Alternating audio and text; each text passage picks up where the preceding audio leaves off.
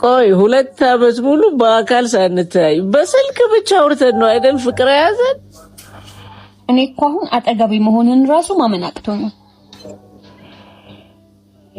በቃ ደህና ደሩ። ኧረ እባክሽ ዛሬማ ነከስ ነው ማረግሽ። ባባዬ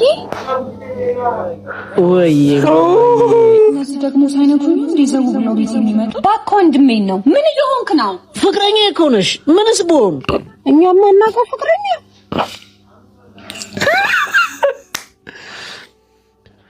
እነማን ናቸው? ቤተሰቦቼ ናቸው። አይ ቲንክ ልደቴን ሰርፕራይዝ ሊያደርጉኝ ሳይነግሩኝ መተው ነው። እኛን ሰርፕራይዝ እንጂ እባክህ ኬኩን ተወው በለው። በቃ ደህና ደርሺ።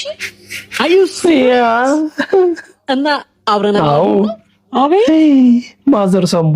ኧረ እማዬ ፍቀጅልኝና አንዴ ልግባለት።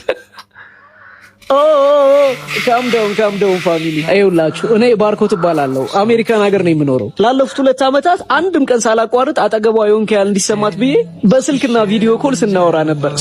ሁለታችንም በስልክ ፍቅር ያዘን እና ልደቷን በማስመልከት ስራዬን ሁሉ ጥዬ ፍቅሬን ብዬ መጣሁ።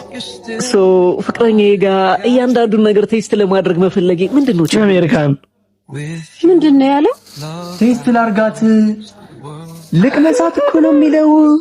ወጣ አረካት ልጄን አንተ ትሰማኛለህ? ያልከው እውነት ከሆነ እንኳን እህቴን የምሰጥህ በአካል በደንብ ከተዋወቃችሁ በኋላ ነው። ኤውሎት ማዘር 2 ዓመት ሙሉ በስልክም ቢሆን ጊዜን ስፔንድ ያደረኩት ላገባት ስለምፈልግ ነው።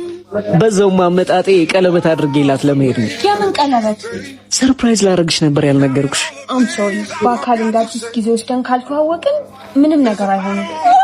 ይህ ድራማው ላይ የተመለከታችሁት ታሪክ አሜሪካን ሀገር የሚኖር የአንድ ኢትዮጵያዊ ወጣት እውነተኛ ህይወት ነው። የሆነው ምን መሰላችሁ?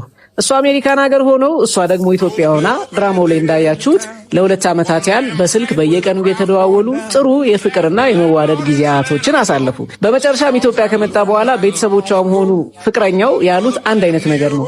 ልታገባኝ የምትችለው ድጋሚ በደንብ ጊዜ ወስደን በአካል ስንተዋወቅ ነው ብለውታል። እናንተ በእኔ ቦታ ብትሆኑ ምን ታደርጋላችሁ?